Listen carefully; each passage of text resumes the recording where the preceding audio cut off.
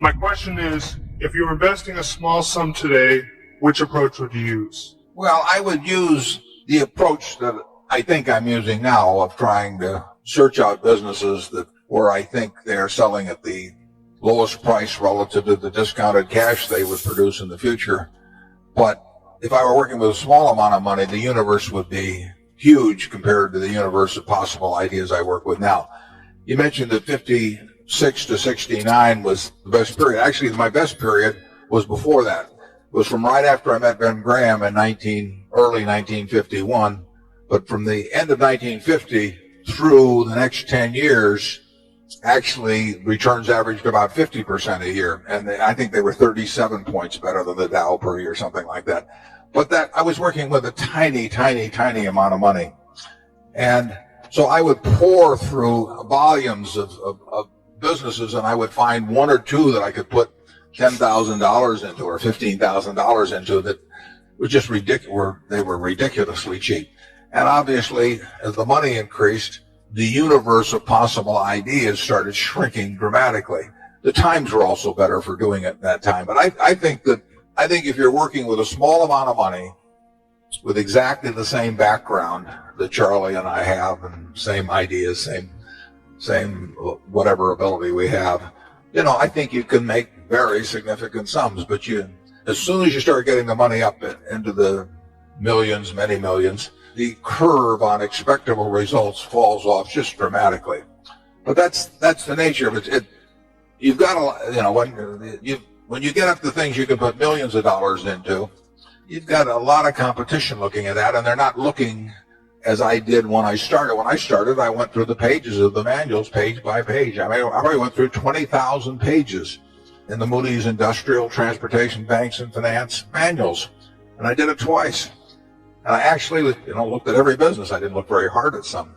Well, that's not a practical way to invest tens or hundreds of millions of dollars. So I would say if you're working with a small sum of money and you're really interested in the business and willing to do the work, you will find something. There's no question about it in my mind. You will find some things that promise very large returns compared to what we will be able to deliver with large sums of money. Charlie?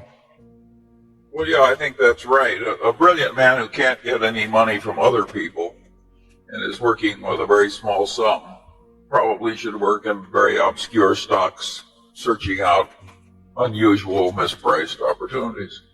It's such a small world. It may be a way for one person to come up, but it's a long slog. Yeah, most smart people, unfortunately, in Wall Street figure that they can make a lot more money, a lot easier, just by one way or another, getting an override on other people's money or delivering services in some way that people. And the monetization of hope and greed, is a way to make a huge amount of money. And right now, it's just take hedge funds. I've had calls from a couple of friends in the last month that don't know anything about investing money. They've been unsuccessful and everything else. And, one of them called me the other day and said, well, I'm forming a small hedge fund, 125 million he was talking about. Like the thought that since there's only 125 million, maybe we ought to put in 10 million or something of the sort. If you looked at this fellow's Schedule D on his 1040 for the last 20 years, you'd think he ought to be mowing lawns. But he may get his 125 million. It's just astounding to me how willing people are during a bull market just to toss money around because they think it's easy. And of course that's what they felt about internet stocks a few years ago. They'll think about something else next year too. But the biggest money made, in Wall Street in recent years has not been made by great performance, but it's been made by great promotion, basically. Charlie, do you have anything? Well, I would state it even more strongly. I think the current scene is obscene. I think there's too much mania. There's too much chasing after easy money. There's too much misleading sales material about investments.